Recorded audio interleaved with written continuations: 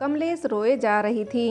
उसकी आंखों से आंसू निकलकर उसकी गोद में सिर रखकर सो रही आरती के माथे पर गिर पड़े। अपने माथे और चेहरे पर गीलेपन का एहसास होते ही आरती ने अपनी आंखें खोली। अपनी माँ को रोते हुए देखकर आरती उठकर बैठ गई और अपनी माँ की तरफ देखते हुए बोली, क्या हुआ माँ, आप रो क्यों रही हैं? यह सुनकर कमलेश ने आरती की तरफ देखा और आरती को गले लगाकर फूट फूट कर रो पड़ी। आरती ने उसे चुप करवाया। तब कमलेश बोली, बेटी मैं तेरे आगे हाथ जोड़कर माफ़ी मांगती हूँ। मैंने आज तक तेरे साथ बहुत बुरा बर्ताव किया था। मैं अपने आप पर बहुत शर्मिंदा हूँ बेटा। आज जिस मोड़ पर तुम खड़ी हो ना, उसी मोड़ पर किसी दिन मैं खड़ी थी, लेकिन उस दिन मेरे सगे माँ बाप ने भी मेरा साथ छोड़ दिया था। यह सुनकर आरती हैरानी से अपनी माँ की तरफ देखते हुए बोली, मैं कुछ समझी नहीं माँ। तब कमलेश ने अपने साथ घटी घटना आरती को कह सुनाई, जो आज तक कमलेश ने किसी से नहीं कही थी।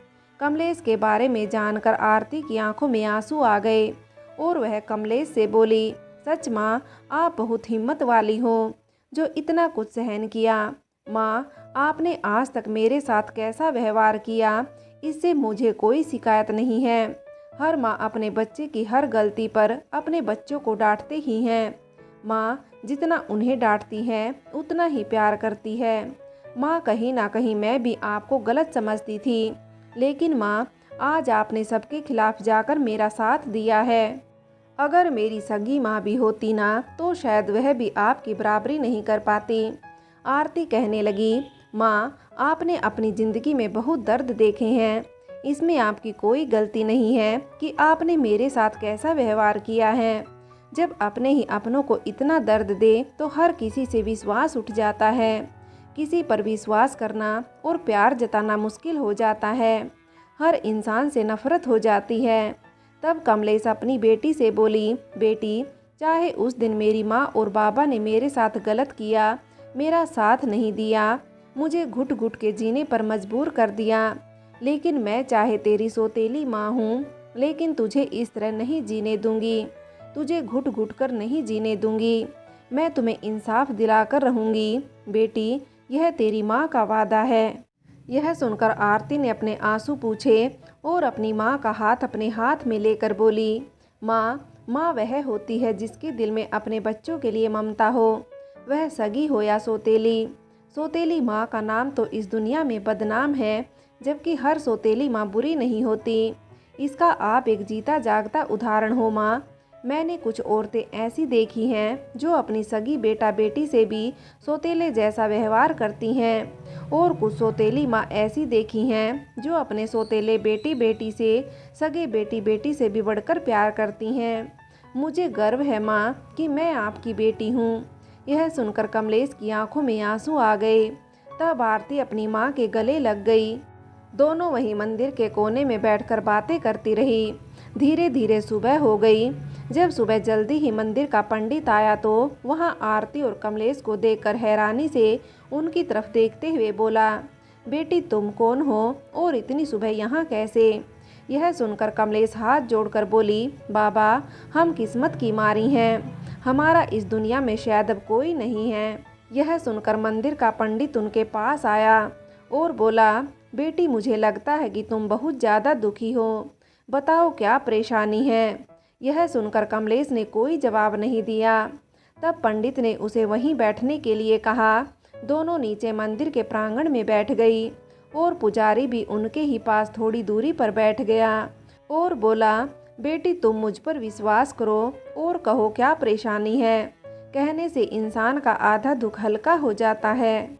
उसकी बात सुनकर कमलेश ने आरती के साथ घटी सारी घटना कह सुनाई।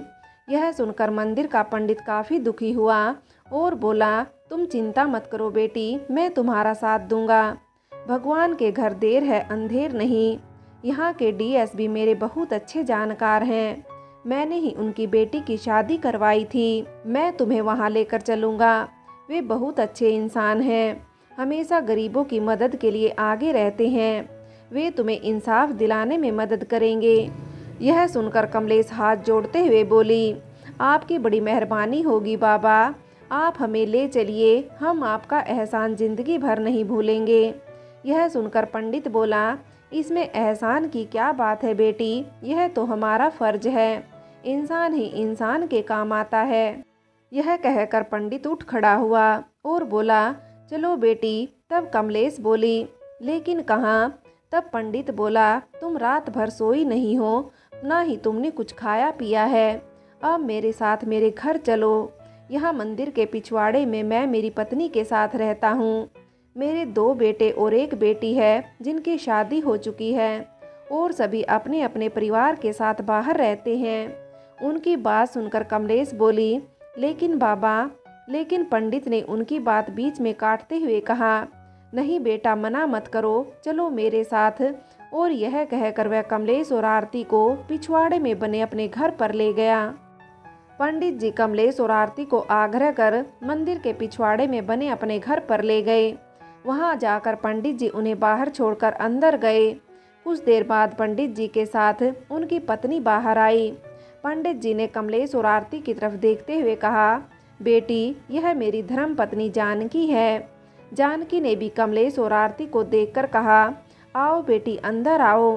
तब पंडित जी बोले, ठीक है, अब मैं चलता हूँ। मंदिर में अभी साफ सफाई कर भगवान जी को नहा धुलाकर भोग आरती की तैयारी भी करनी है। यह कहकर पंडित जी वापस मंदिर में चले गए। पंडिताई ने कमलेश और आरती को अपने घर में बने स्नान घर की तरफ इशारा करके बोली, बेटी, पहले तुम लोग स्नान कर लो। कमलेश और आरती ने उनके कहे अनुसार स्नान कर लिया। पंडिताई ने अपने कपड़े उन्हें पहनने के लिए दे दिए। फिर पंडिताई ने उनके लिए भोजन आदि की व्यवस्था की। बुजुर्ग पंडित और पंडिताइन के इतने सम्मान और प्रेम को देखकर कमलेश की आंखों में आंसू आ गए और वह सोचने लगी कि जब मुझे अपनों की जरूरत थी, उन्होंने हमें ठुकरा दिया और परायों ने हमें अपना लिया। हे भगवान, अगर तुम एक रास्ता बंद करता है तो अनेकों रास्ते खोल देता है। मंदिर का पूजा पाठ करके पंडित जी भी आ गए। उसने भी कमलेश और आरती के साथ भोजन किया। भोजन करने के बाद पंडित जी बोले, चलो बिटिया, हम डीएसपी के यहाँ चलते हैं। यह सुनकर कमलेश ने कहा, हाँ बाबा। कमलेश और आरती पंडित जी के साथ डीएसपी के ऑफिस चली गई। वहाँ पंडित जी ने डीएसपी की ऑफिस के बाहर खड़े कांस्टेबल को अपने नाम की पर्ची दी और वह पर्ची लेकर अंदर चला गया। कुछ देर बाद कांस्टेबल बाहर आकर बोले, आप लोगों को साहब अंदर बुला रहे हैं। कांस्टेबल के कहने पर पंडित जी आरती और कमलेश को लेकर अंदर चले गए। तब सामने कुर्सी पर बैठे डीएसपी दिलीप चौहान ने पंडित जी को देखकर खड़े होकर हाथ जोड़कर अभिवादन किया और सम्मान से बोले, आइए पंडित जी, कैसे याद किया। कमलेश और आरती ने जब डीएसपी को देखा तो सोचने लगी कि इतने ऊंचे ओहदे पर होने के बावजूद भी इस इंसान के चेहरे पर नाम मात्र भी घमंड नहीं लगता है। उन्हें सोच में डूबे देखकर डीएसपी दिलीप चौहान बोले, आप लोग भी बैठ जाइए। तब यह सुनकर कमलेश अपनी सोच से बाहर आई और हड़बड़ाकर पंडित जी के पास पड़ी कुर्सी पर आरती के साथ बैठ गई। तब डीएसपी बोले, तो बोलिए पंडित जी, कैसे याद किया आज आपने हमें। तब पंडित जी बोले, क्या बताए श्रीमान, कुछ ऐसा ही काम आ गया था। पंडित जी अभी अपनी बात पूरी कर रहे थे कि दिलीप चौहान का फ़ोन बज उठा, लेकिन फ़ोन उठाकर दिलीप चौहान ने बाद में बात करने की कहकर फ़ोन काट दिया और फिर पंडित जी से कहा, बोलिए, अब बताइए पंडित जी। पंडित जी ने आरती और कमलेश की तरफ इशारा करते हुए सारी बातें डीएसपी को बता दी। डीएसपी दिलीप चौहान यह सुनकर काफ़ी गुस्से में हो गए कि पुलिस विभाग के ही एक एसआई ने अपने गुनहगार बेटे को बचाने के लिए इनका केस नहीं लिया। सारी बात सुनने के बाद डीएसपी दिलीप चौहान बोले, आप लोग चिंता मत करिए, आपके साथ न्याय जरूर होगा, आप कानून पर भरोसा रखिए। यह कहकर उसने डीएसपी दिलीप चौहान ने अपने टेबल पर रखी बेल बजाई। बेल के बजते ही बाहर खड़ा कांस्टेबल अंदर आ गया। अंदर आते ही उसने दिलीप चौहान से नमस्ते कहा। तब दिलीप चौहान कमलेश और आरती की तरफ इशारा करते हुए बोले, तुम इन दोनों को डॉक्टर वृंदा माथुर के यहाँ लेकर जाओ।